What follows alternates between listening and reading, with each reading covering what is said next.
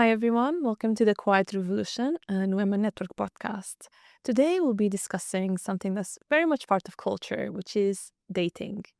We often talk about dating as something that's a bit separate, but in many ways it reflects who we are, what we are becoming, how we're connecting, and how do we relate to others. And today we have Senam to talk about her experience and you've navigated this area. This area, you took it upon yourself to make it a challenge. Can you tell me what you do? Because this completely relates as well to the topic. Of course. And I love that you use the word navigated. Yes, I've navigated in every way. So what I do in this space is I'm the founder of Elyra. So Elyra is a members-only dating service for working professionals. And the main focus of it is that it's curated and does not include any swiping. So it's going against the current methods of dating and trying to offer a solution that utilizes technology but doesn't replace the whole experience with it. Yes. Yeah. I love that. And I always ask people as well behind their roles, how would you then describe yourself? Who are you? This question. A challenge. The challenging question. I guess maybe the word I would use is a connector in all shapes and forms. And I'm not saying this in terms of a love connector. I jokingly say I'm a matchmaker, but I'm not actually, right? I'm a businesswoman. I'm building a product. But I don't mean in the sense of love per se, or romantic connection. I feel that helping people connect has always been a huge aspect of my life. Anyone who is socially even associated with me will know that I mix all my friends together. It's always like, oh, I know this one person who can do this one thing for you. Someone's looking for a videographer somewhere in New York. Like, okay, I know someone, and I've always been very open with my network, and I love connecting people. Whether I think a friend has just moved to a new city and they can use a new friend, or if I think that professionally it makes sense to connect certain people, I've always loved doing that because I think there's no harm to it and there's always good that can come out of it and really amazing stories that can come out of it. And I guess it's now in a way translated over to what I do as my job, which was kind of unexpected. But I would say I'm a connector. I love that. I feel like you're using your natural skill and then, bringing it into your job or into a business. That's actually, then it feels natural. It flows. Thank you. I appreciate that. It would suck if it didn't feel natural because it would feel like work. Yes. And you don't want your business sometimes to feel like work. No, although I hope not. Yes. Okay, it's a big question, but how do you feel the dating scene How do you feel the dating scene is right now?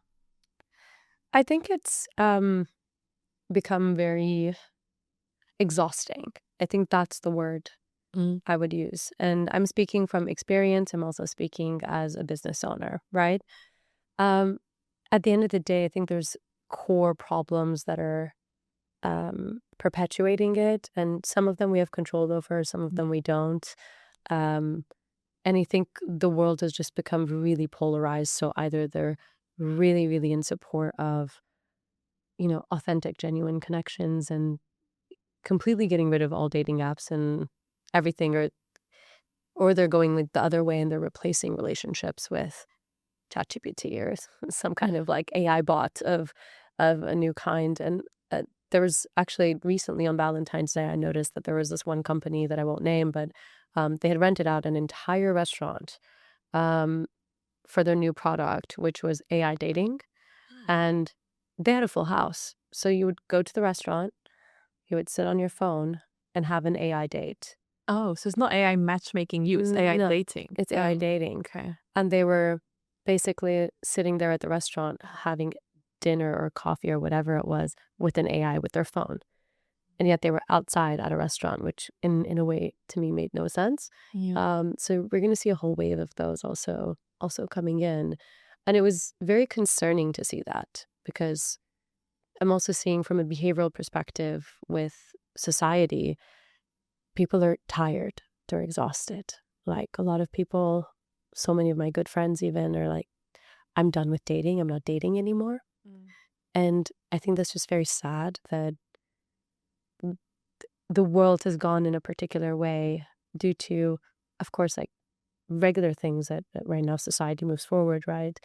But also technology has actually perpetuated a That's the one thing I wanted to ask you. What do you think drove us here or drove us to this exhausting point in dating where normally it's meant to be like a fun thing? It's meant to be like falling in love, it's finding your partner, or but now it became I the think opposite. there's a few factors for sure. I think this is again just my personal opinion. This is not speaking as an expert on sociology or social context. Just from research I've done, from hearing other experts talk about it. My personal opinion that it kind of comes down to three major things. I think the first thing is that technology has given us access to so many people. So many people that we normally wouldn't have had access to, which in a way could be seen very positively, but also has a backlash and has a negative impact too. The positive being breaking down social barriers, having more opportunity to meet more people, and having different experiences that you normally wouldn't have been able to have. That's fantastic. That's what globalization is also all about, right? Yeah. Breaking down those barriers. However, what it's done is it's created this belief that we have an unlimited number of choices. So there's that belief that, oh, well, I can, there's a million people on this application and I can go and find someone else, right? So I think our tolerance has kind of dropped for being prepared to work through things or accepting something that's not perfect, because no one's perfect. I don't think I'm perfect. So why is it fair for me to expect my partner to be perfect? It's there. I think we've forgotten how to do that properly. Like socially, we've forgotten how to do that, and that's no one's fault really, but more so that when we use technology, we often don't realize the impact of it until a decade later, and we are there. We're a decade in, actually more 13, 14 years in, and we're now seeing the impacts, right? I think that's the first thing, is technology has caused that. It really has. And we haven't used it with care. I think a lot of social media as well is the same. Yeah. We're all addicted to our phones, and it's a It byproduct. was in a way designed that way. It was designed that way. Dating apps were designed that way, which is why, and we'll get into the details later, but I didn't design Elyra to be that way because I don't want it to actually be an addictive product. It's intended to slow things down and help people figure out how to make those connections a little bit or invest a bit more. And I think it brings us kind of to the second piece, is as a society, being individualistic has become more accepted, and being single has become more acceptable. And for various reasons, and I'm not saying that that's a bad thing. And for that, we obviously are taking our time a little bit more, considering relationships and who we want to invest our life with. And I think that, again, everything has a bright side of the coin and the dark side of the coin. And having a very, very individualistic society does create a more lonely society at the end of the day. And the third point is that we actually have lost the social skills needed to connect with people the way that we used to before. Yeah. If we don't learn the skill sets to interact with people in a effective way and learn how to communicate better, and this really are skills that we need to develop as a society, we're going to fail, right? And relationships aren't going to happen. The biggest thing that I've seen, particularly in the past few months building out this product and talking to customers, is people don't even know how to reject each other in a respectful way. Yeah. Also probably what made the whole dating scene more painful to many people, because then the rejection was either through ghosting or just disappearing or completely. All of these behaviors that I'm just like, and the thing is, I would say at least our generation, me and you're a bit younger than me, a fair bit younger than me, but I'm just gonna pretend and I'll make myself younger today. But I have to say, like, we we keep boasting about millennials, like, having had more social skills and this and that, but I don't actually, No. I'm not sure I agree with that. I think that, or at least maybe not younger millennials. Um, we definitely haven't learned how to deal with rejection the right way, and we haven't learned how to handle uncomfortable social situations. And there's, again, so many reasons that have fed into this. I'm not here to dissect like history, but part of the reason why all of us are probably going to have this risk of not knowing how to handle social situations is because of very positive movements as well that have happened, like the Me Too movement and women's rights and access to work and access to boardrooms and all of these things that are happening, right? But if you were to think about it, in the past, people would meet in 3, maximum 4 different ways. They would meet at work, Yeah. which you kind of can't anymore, let's be honest. It's very few, there's so much risk involved at the moment, especially given the economic situation in the world, and losing your job is a very big deal, right? And I think probably mm, 7, 8 years ago, we would have seen perhaps the last of it, or like it took a huge decline of people meeting at work. Um, the second is people used to meet through friends and their networks, right? And as a society, we already are not as social as we Yeah. used to be. That's on decline Right. as well. Yeah, like we're seriously, we're on our phones more than we are with actual people. Granted, in larger cities, it's you are around more people, but um, it's not the type of environments where you actually really meet people. And because it's so hard to make friends and have like genuine connections, people are also scared to, in any shape or form, get involved in those groups because they don't want to create social ostracization, right? So they don't want to have a situation happen that would impact their social life. So you have that risk. And then in addition to that, the dating apps are exhausting everyone. Okay, so you're going to delete all the dating apps. Cool. People don't meet in their third spaces anymore. So the gym, the grocery store, these things. I mean, let's be honest. If anybody approached you at a grocery store, you'd probably be like, what is happening? Because it's not considered norm anymore. Although I'd say, like, I'd welcome it. Let's see. But not everyone is me, right? So I think it's really interesting to see, okay, well, what options are left? So guess what? Everybody goes straight back. And we don't know how, we've forgotten how to approach someone and get rejected. We've forgotten how to, I guess with men, that's the scenario. It's in heterosexual interactions, men are scared of rejection, and also they don't want to be seen as creeps. If they do approach a woman, because it is considered a bit more abnormal these days to do that, it's very different. And with women, we've forgotten how to gracefully reject someone and be polite about it and not crush their soul, you know? And all it takes is, I guess, one really intense rejection for a man to maybe not want to approach another person or in the future. So I think we all need to be a little bit kinder to each other and a little bit more tolerant as well. Yeah. Given the right circumstance, of course. I'm not saying like randomly go up to people in the street and harass them, but I think we've just forgotten as a society how to interact effectively. And the world is becoming more and more polarized when it comes to everything, when it comes to politics, um, to our worldviews, to what is okay on a first date, what's not okay on a first date, even is it okay to approach someone a certain way? I think all of these are really contributing to how we interact. Cancel culture, ick culture. I mean, when did it become okay to just throw somebody out because of like the way they pick up their coffee cup, or there's an entire Instagram account on it, by the way. It has over like, it has 500 and something thousand followers. And I have to say, it's very high quality produced.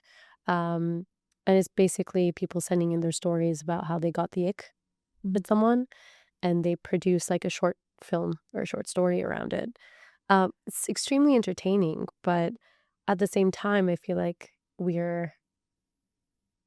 as a society, Yeah. we're welcoming cancel culture of you did this one thing, this one mistake, and you can never be forgiven and you will be judged, and and the more public you are, the worse it is, right? Um, so I don't know. I think there's obviously a lot of things contributing to the current Yeah. ecosystem, and I'm trying to fix or help at least some of it if I can. And maybe I will and maybe I won't, but I'm at least trying. Yes, I think there's sides to everything. I think even with ick culture, but I heard actually if you do find or feel like an ick for someone, it's because you're technically not aligned or you're not really love that person. Because so many times, actually, if you're really in love or you like someone, you don't even see those icks. But as soon as you fall out of love or the relationship changes or you're not in that really alignment, then this is where you see, oh, I don't like this, I don't like this. So you almost do, people use that as an excuse to then, okay, we're done now because there's this I- aspect. So yeah, I yeah. guess that's one way to look at it. I think my definition of where I say like we're not tolerant is the things that I've heard. Like it's like, oh, he wore flip-flops. I mean, But yeah, but that's just it's like, too but that's the thing. I'm toxic, saying basic. we've Yeah. become very, very intolerant. Mm, Or listen, if you're not attracted to someone, you could just say it. yeah. Like you could just say, oh well, but because we don't want the social And we lack discomfort, consideration. we don't know how to Yeah. describe what it is that we don't like. So we look for Mm, these things, Oh, I didn't like the way that again, like the way he picked up his coffee cup. Come on. Like, that's not an ick. yeah. I mean, will you even notice it after the 10th date? You won't. Like, but his That's what I values, mean. I who think they're he is. trying to say, I don't like him, but it's just finding another I way. know. And I think society is just fascinating right now. And not to say that I haven't myself fallen into those behaviors. And it's actually been a couple years of trying to work on being more intentional and being more thoughtful about, even on dating apps, like if I've talked to people, being as polite as I possibly can, right? But it's really fascinating how these behaviors have kind of been ingrained in us, and we need to try to unlearn them. And it's very hard to unlearn something that you've been doing consistently and society tells you is okay to do for 15 years, right? Yeah. So I don't have the answer exactly, but it's really, really crazy out there. It's quite a fascinating industry. And for you as a founder, what first drew you into these places, into tackling this problem in a way of dating? Yeah. This was not a choice. It just I won't say it just happened because that's not how companies happen. That's not how businesses happen. So I was coming off the back of for context, I've been in tech for my entire career. And I historically just went from big company all the way down to like the smallest company you could possibly work for. And then I helped other startups through like accelerator programs and various other things. And I always wanted to find something that was mine and solve a problem I was really passionate about. And last year I had an opportunity where, well, some would call it an opportunity, some would say circumstance. I don't know. But it happened so that the program that I was running closed down, and I had like a certain period of time to think about what that next move is. And I started looking at just different problems that I was curious about. And this was my third time coming to the edge of that cliff and not jumping off of it, right? With a parachute, of course. But in my mind, I was thinking, okay, well, I could do that same thing again. I can go into another job, or I could take this opportunity to actually try something for a change. And started looking at different problems that I could solve that I was excited about. And this one just kept coming up. And this was not the first time I had looked at this problem. I'd looked at it 2 years ago as well. Actually 3 years ago at this point. And 3 years ago, I actually was like, there's something really wrong. And at the time I wasn't even single. I just knew that there was something really, really wrong in that space. And I knew there was an opportunity. I just was having a hard time putting my finger on it. So I started hosting like these tiny little singles gatherings. But because I hadn't put a brand or really put dedicated time into it, because I was working, I had a life, I it didn't really take off. But I had gotten some of the signals already. So of all the problems I was looking at, this was one of them, and it kept coming back up. I was like, okay. And again, all the markers were there. And I don't know if you know this, but people have also, over the past 2 years, people have started deleting dating apps, and it's dropping like 13% year over year, at least. So significantly, people are just like, I'm not doing this anymore. So behaviorally, the timing just made a lot of sense. And given the fact that I myself have had periods where I've been single in relationships, I have experienced dating apps. I've been on them. I've seen how they work. I've seen the evolution. And as a user, I understood how it works, and I understand the market. And it made sense with the timing of things and the problem and what I felt was my skill set, which is connecting people, to just give it a little try and see how it goes. So I started it off by just throwing this big party. And I was like, let's see who in my network is even single. And about 300 people showed up. Wow. It was a huge That's a big party. It was big. Beyond my wildest belief. And everyone had so much fun. There was so much positivity around it. I was like, okay, this is step one. And whilst I was thinking about how to actually build out the product, I continued to do events and that to build the brand up a bit, like keep people engaged as much as I possibly could.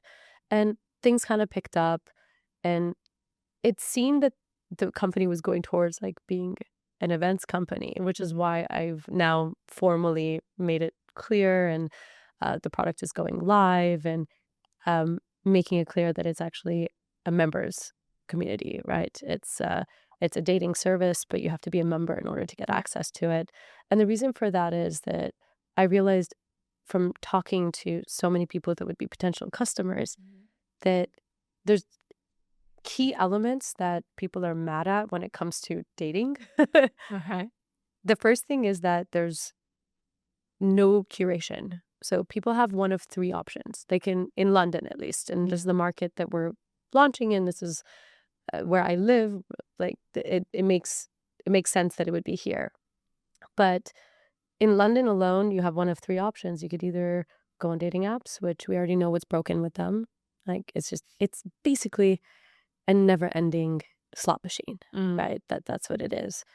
And then everyone's just very low accountability. Like no one invests in dates anymore. I myself went on dates where, the guy would say, oh, well, why don't you just come to a coffee shop by my house? And he lives like 40 minutes away. And I'm like, you want me to travel 40 minutes to go for a coffee with you? This makes no sense. And he's like, yeah, but I don't have time. And I'm not going to, it's the first time I'm meeting someone. Here?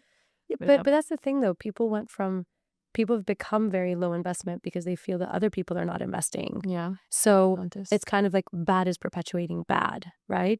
So that's the dating apps. Like, okay. The second option they can pay anywhere from 15,000 to £1 million retainer to a matchmaker to help find them someone, which, no disrespect to people who do that business, but there's no actual proof to that working. It's more word of mouth type of situation, and actual success rates, there's no data behind it, right? Because they don't share that.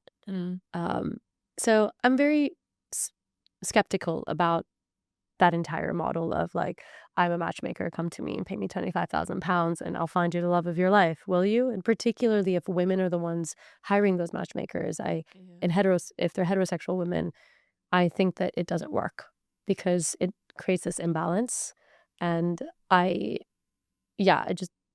personally and it's also out of reach for many, many people.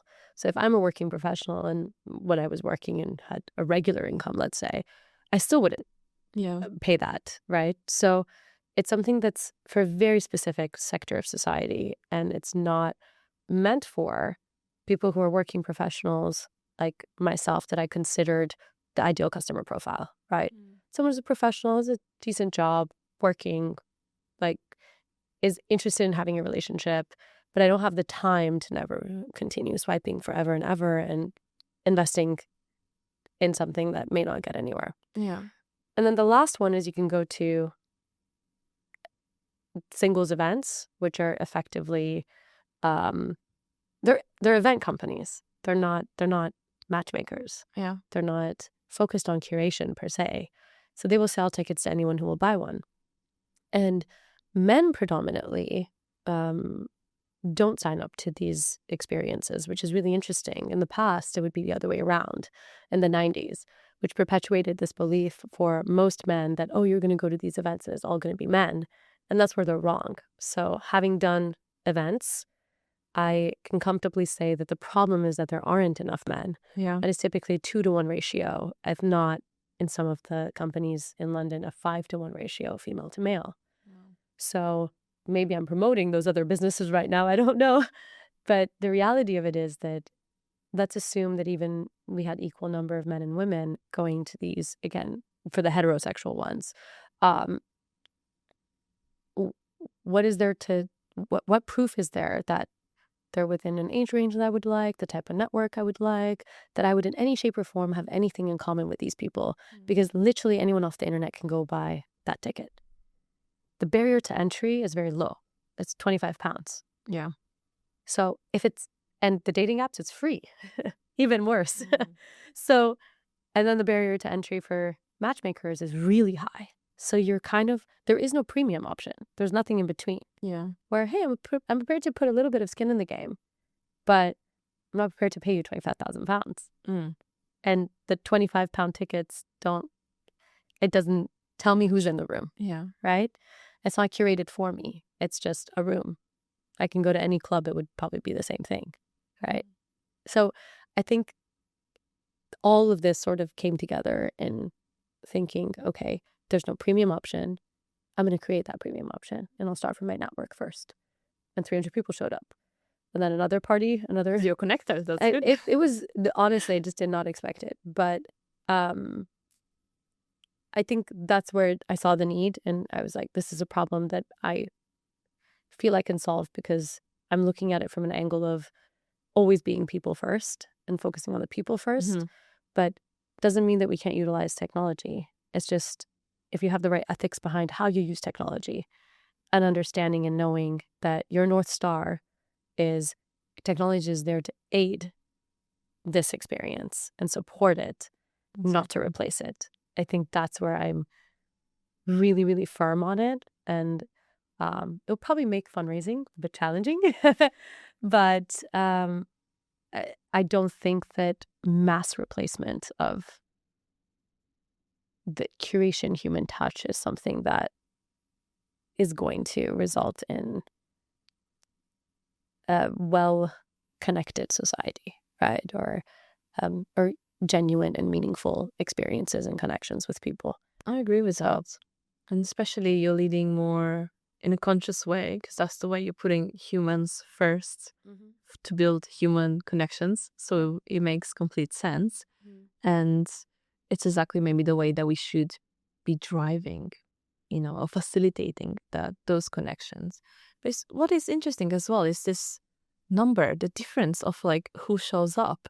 And I haven't been in the dating scene, I think last year or 2 years ago with a couple of friends. We all said the same, like, yes, we're proactive as women, we're going. And we've noticed this, where are the men? Yeah. Are they also interested, or where are they? Or I don't know. Yeah. I don't know what drove the this golden huge question, huh? difference. Yeah. Yeah, the golden question. I'm not sure if you've seen these. I mean, they're all over Instagram, like various people and podcasters like talk about it, but there is this imbalance of men and women, single men and women in society right now. So for very, very good reasons. Yeah. At the moment, first of all, there's more of a female population in the world than male. That's number one. But we're talking global, so even let's assume not global, let's assume London. Even in London, there's a slightly higher population of females to males. In addition to that, women have had, and this is not a novel thing that I'm saying, everyone knows this, women, because of progression in work, have definitely elevated, right? And now the expectations have changed. So for women, because right now the financial barrier and that burden is removed, they're not getting into relationships for money, right? Or at least most are not. Yeah. So what does that do? That creates like it creates like a barrier as well, right? Again, I'm not saying that's bad, but it creates a barrier where all women, and I'm sure if I asked you and I said, Mihaela, what is the bare minimum that you would expect, let's say even financially, from a man? Well, like an actual money? Don't you need to tell me a number? Yeah. But if you had to set a standard in Yeah. comparison to you, It's true. I do have high standard because I think I would also want a founder level just so I could understand my lifestyle exactly, rather so than it the money. has to but be the at mindset. your level or higher. Yeah. That's always how we, as a society, we have been taught this, even as women, as a general rule, is that as a woman you marry equal or higher, preferably higher. So that is the way that it's been ingrained for generations and generations. So now if suddenly women are earning up here, guess what? It's harder. There's less people. And I'm not talking just about earning. I'm talking as a total package, right? Of you're looking at potential, you're looking at looks, you're looking at opportunity, you're looking at like so many different things, right? And on top of that, because of independence, we also expect social maturity as well. That's Skill sets that men actually emotional we would maturity. say is going sometimes opposite in certain circles, right? Yeah. And we have this whole like red pill movement that is also happening where you're like, okay, so there's these like echo chambers. By the way, I do believe that there are red pill approaches for women too.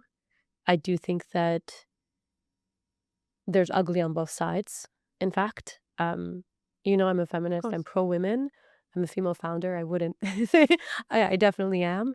But at the same time, I think that women have also been very unkind and very red pill in so many ways as well. So it's just like bad feeding bad a little bit. I mean, many things are understandable because it boils to a certain point, but then you also have to cool it down and have the consideration of why we actually at the point we are. Yeah. And both sides are hurting. Both sides are hurting. And I don't know, to come to your question of where are the men, like the reality of it is that they are there, but I mean, I'll kind of like break it down to a little bit of a pie chart, is that depending on the age range you're looking at, men in their 30s, which I would assume is age range that you would potentially be looking for when it comes to partner, and this is not to dissect you, it's just to give a flavor. There's already a huge percentage that are already in relationships, right? So that's already out. Yeah. And we are thankfully actually in a society where not being, explicitly heterosexual is acceptable. So already of the percentage, like you have some who are not heterosexual, right? So that's also something else. Of course, there's women who are not hetero either, but what I mean is the population structure is really shifting. It's not as black and white as it used to be before, right? And then because of choice, there's a lot of mixing that's happening as well. And ultimately, you do have the good guys, but the good guys, either women don't give them a chance, or they don't know the right places to go. The good ones are not the ones who are like, I don't know, being very aggressive with you at a club, right? Like those are not the good guys necessarily. So it does become really, really challenging to get the right people to the right places, right? And put them in the right room. And that's why I'm hoping, I I've hopefully created something that can get the right people in the right rooms with each other. But there are less men, there aren't necessarily much less men, but it's more that the society today has also created a space where they're in a way scared or uncomfortable, or they feel that they also can't approach, or often because of all of these standards that they also hear, they feel that they're not enough. And I've actually heard that from a lot of people. You earlier said like how I would define my character. For some weird reason, also people tell me a lot of things, and I'm really grateful that That's good. hopefully I create a space where people feel like they can talk to me, but it also means that they've told me some very, very personal things. And I think I sometimes look at individuals and I'm like, I don't understand. You actually have so much to offer, but why do you like self-deprecate so much, right? And men do it and women do it. Yeah. And I think it's just we're not bringing the right people together, and all these spaces feel too overwhelming. Like to go to a singles event and have to really put yourself out there, like it's hard. It's really, really hard without the right skill sets. So we need to create a bit of a support system for people and teach them skill sets as we help them meet someone, right? It can't just be like, okay, we'll go on this date and bye-bye. No. Like, let me help you. Oh, I kind of need to, I went on 2 dates with this woman. I really like her, but I just don't think she's for me. I can't put my finger on it. How do I break it off properly, right? Elyra can help you. We can help you. Like, let's help you do it the right way rather than, creating all these complex social situations for ourselves. Like, so they are there. They're just not in the right rooms, and I'm hoping we can get them there. Yeah. So I think the big element for your product is actually this curation aspect. Yeah. How are you going to incorporate that into your business? Now it's more in the business focus. Yeah, sure.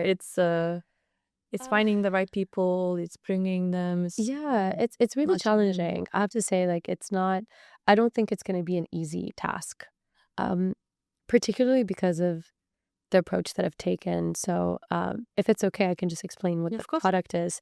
But the idea of it being a members club or a members only dating service is that there is that initial barrier that everyone has to cross, and it's intentional. It's not just to make money, right? It's because we want to get those initial signals that you're ready to actually like invest in yourself. It's a different type of investment. Yeah. It's not a free dating app, right? And I understand the free dating apps are a lower barrier to entry, which is why it makes this product more challenging. But the way that we do it is you apply based off the people we already have in the club or in the members community. We look at, okay, can we even potentially find someone for this person? Do they currently fit into this demographic or not? And if they don't, we won't approve them yet. It sits there until we're ready to actually welcome you. But if we feel that we don't have enough people that fit into that particular criteria, so let's say, for example, if once we launch, if our initial founding members, which I will talk about the founding membership in a bit, if the original founding members are all between the ages of 25 to 40, and I suddenly have women in their 50s applying to become members with Elyra, it wouldn't be ethical for me to accept their membership, onboard them onto a product, but then have no one to give them. So what am I going to do? I'm going to keep them there. I'm not going to reject them. I'm going to keep them there until I have enough men and women within those age ranges that they're interested in applying. And then I will approve all of their memberships at the same time, because that is an ethical way of doing it, because I now have all of these different circles of people that actually have relevant points in common. Makes sense. A huge other question that I've been asked more than once is, are you LGBTQI friendly? Of course we are. But I have to see enough of a signal from that market and have enough people applying who are LGBTQI to say, okay, I feel confident that I can actually serve you. It's because if I can't serve you, I won't take your money. And I think that's what most dating apps don't care about. That's what most matchmakers don't care about. A matchmaker will never turn away a 25 grand check. That's at the lower end, by the way. Of course. And to say, that's not the market I can operate in, and I don't have enough clients for you. They will never say that, because the idea is that they want your money. And it's a really big ticket that they would be saying no to. So what I'm saying, like, putting people first and taking a very human approach to this is my number one priority as a founder. And I don't think that goal will ever change. That ethics will never change. I mean, sorry to my future investors, but that's probably not going to, because that is what's going to make it a better product, right? Exactly. So differentiate. So after people apply, we will have a founding membership that will be the core of it, right? If our founding members all end up being people in their 40s and 50s, then that's our founding membership. That's our core. I don't think the reality will be that. I think the reality will be probably 30s, because that's my network and that's where our main Rolodex is now from, and people who have engaged with the community. So if that's the core founding membership, then that network grows from there, right? And it will expand. But we'll first probably focus it on that in order to give people the best experience possible, because we can only serve so many people at any given time. And then from there, after you've applied, you meet with a person, like later on, I'm sure we can use technology to give people an option if they actually feel more comfortable speaking to, a trained model or something like that.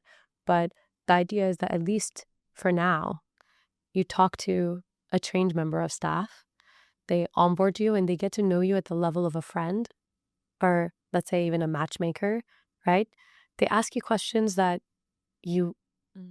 are deeper than what a dating app knows. And they get to actually get a feel for who you are as a person. And then we use that and we take all the data from that and the feedback from that, onboarding specialist to put it into our system and then run it against every other member we have.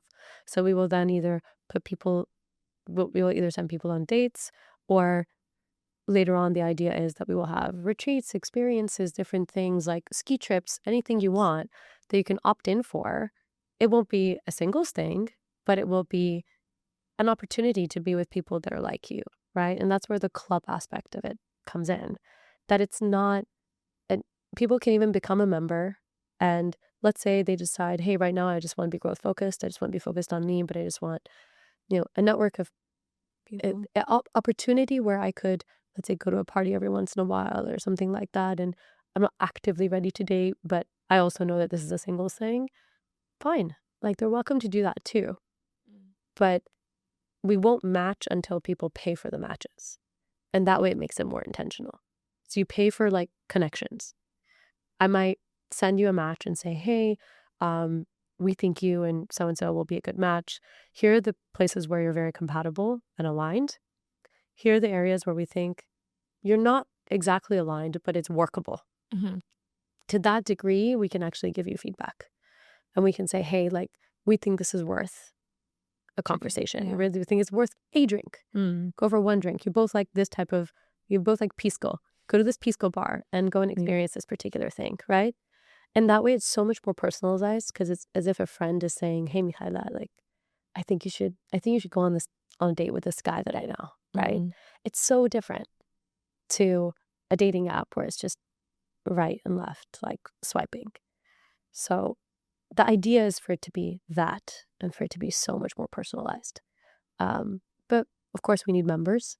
So that's probably the hard part, right? Yeah, it is really, really hard. And I think I'm slowly getting better at explaining the vision to people. It's it's a huge education piece. That's the part that I would say as a founder has been extremely difficult. Because when you say you're running a dating platform, Yeah. It's like, the first thing is like, well, another dating app. And I'm like, it's not a dating app. Like, which is why we're not releasing an application for it. Yeah. It's only going to be web, because I want people to understand it's not a dating app. I mean, if you're part of any members club in London, there's quite a few of them here. It's Yeah. a very culturally a very common thing here. They all have apps, but they're not Facebook, they're not Instagram. Just because it's an app does not make it. If there's an app to reach someone, does not make it an app. It makes it a way in which you can get a hold of your community, right? But until that gets really fully instilled, we won't be releasing an application, because I don't want people to think it's a dating app and treat it as such. It's a network, it's a members experience, and it's a curated experience for people. And we really take the time to get to know everyone, which I think is the only way to genuinely meet people. At worst, you go on a great date with someone and you decide you're better off as friends, right? Yeah. But at least it will be a good experience, rather than you had no clue who was going to walk through the door. So I'm sure we've all had a few of those before. So maybe by the time like our viewers have a listen to this podcast, how can they actually sign up to your platform? Oh, thank you for that. So they can go on elyra.club, where there's an application form, and they can apply, and we will review their application and welcome them. We're going to be releasing a founding membership tier, because obviously we understand that we need a first pool of people to, first of all, be representative of our network, and secondly, to be prepared to be the first people trying the product. So that one will be releasing at a highly discounted rate, and with the hope, and it's not free, because again, we psychologically, when we get something for free, we don't appreciate it. But also in addition to that, it does cost us a lot to actually onboard people, and every interview is every onboarding process is done by a human. And so as you might imagine, there's costs associated. So we can't do it for free. But I think it's very reasonably priced at £149. And the onboarding is lifetime. We will never charge people second, third, or fourth onboardings. We will only ever ask to potentially do a small fee if someone goes dormant for more than 12 months. And that's because we just need to understand what happened in those 12 months. And it will be quite nominal in comparison. So the idea of the onboarding is really that we're putting time and effort into it, and we want to make sure that that is, accounted for. So, but the onboarding is one time, lifetime, never have to do it again. Go away for 5 years, get married, get divorced, come back. You'll just pay like a one-off small fee, and we'll bring you back onto our network, and it's not a problem at all. Because we don't think that the core of who someone is really changes. The preferences might, and the experiences they've had during that period of being dormant has changed, but it's not so significant that it requires an entirely new like onboarding experience again, right? So that's the idea. It's to let people know that we're on their side and we're working with them, and not trying to put them on a subscription or anything like that. You pay for what you use. Yeah. Become a member. After that, you pay as you go. You want 1 date, you want 3 dates, you want 6 dates. You buy it as a package. We will provide, right? So I think that model actually makes people hopefully trust that we really are on their side and we want to help them. Doesn't mean we're going to do it for free, but we're on the journey with them, and we want them to succeed. So hopefully it works. Sounds good. Yeah. Thanks. In the terms of these dating scenes, what do you hope to see more? Ooh. I'm hoping we can all be a little bit more open-minded and a little bit kinder to each other as a society, not just in dating. I think we've all become very intolerant. And this phrase, like throwing the baby out with the bathwater. Yeah. I feel like we do that a lot. So what I'm really hoping is that we reflect a little bit more inward and we're just kinder overall. I think we've become a little mean. We're all a little mean these days. Okay, so we can activate a bit more kindness, a bit more love. Yeah. Yeah. I think there's so much more good in the world than bad. The issue is that we get exposed more to bad. News, Certainly. if you look at the news, whatever it is, like you're focused on that, and our brains actually, I was listening to another podcast actually where a neurologist was talking about this, or our brains actually focus on the bad as a means to protect us, right? So it's kind of on us to assume best intentions. And I'm not saying again in every scenario, just generally speaking in life. And it's been a practice that I've actively really been trying to do. Some might say it's naive, but I like to actually assume best intentions until proven otherwise, right? So yeah, I think that would be a really good way to see the world. I love that. Hopefully. I hope so. Thank you. I love that. And thank you so much for sharing your experience, your business, and I really wish you all the best with it. Thank you. And I think the intention you've set as well, that we need more kindness, more connection, it's exactly what you are facilitating and curating. So this is a new space, there you go, that our listeners can find. And maybe that's exactly where the love of your life may be. Maybe. So thank you. And if not, an amazing friend. Yes, exactly. Because those are also very important. They are. They are. Thank you so much for having me. I really appreciate it. This has been so fun. And it was my first podcast. So, yeah, it's so nice. You made it so easy. Lovely. Thank you. Thank you.